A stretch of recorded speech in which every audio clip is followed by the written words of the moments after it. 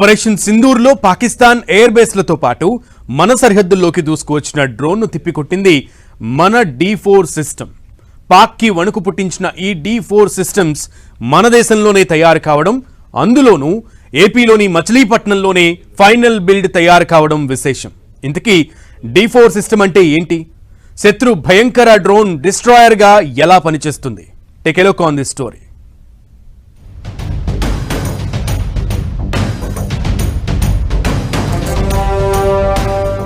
Indian D4 system తో పాక్ పరార్.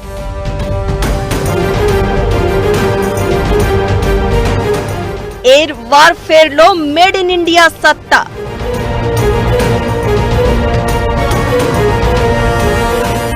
యుద్ధ రీతి మారింది, ప్రైమ్ మినిస్టర్ మోదీ ప్రకటన. ఇక ఉగ్రవాదంపై యుద్ధం నిరంతరం.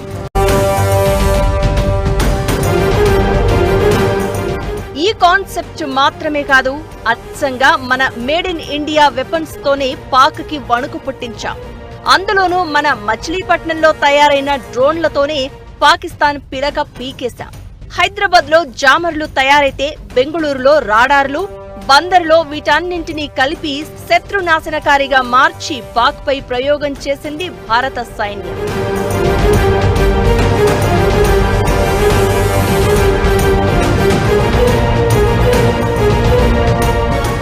ఇప్పటిదాకా భవిష్యత్తు యుద్ధాలు జరిగే తీరు మారబోతోందంటూ రకరకాల స్టోరీలు చూశాం.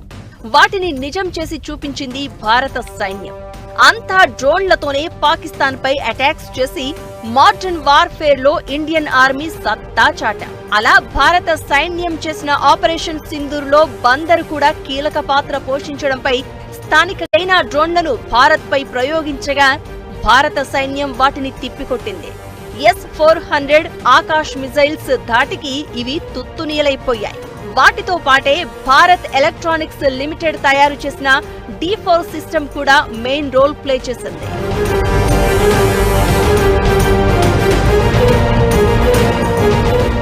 D4 అంటే డ్రోన్ డిటెక్షన్, డెటర్ అండ్ డెస్ట్రాయ్. ఇందులో రాడార్లు, లేజర్లు, ఎలక్ట్రో ఆప్టికల్ సిస్టమ్ ప్రధాన పాత్ర పోషిస్తాయి. ఈ D4 వ్యవస్థలకు కావలసిన రాడార్లను బెంగళూరు యూనిట్ లో తయారు చేయగా, జామర్లను హైదరాబాద్ యూనిట్ ఉత్పత్తి చేస్తోంది.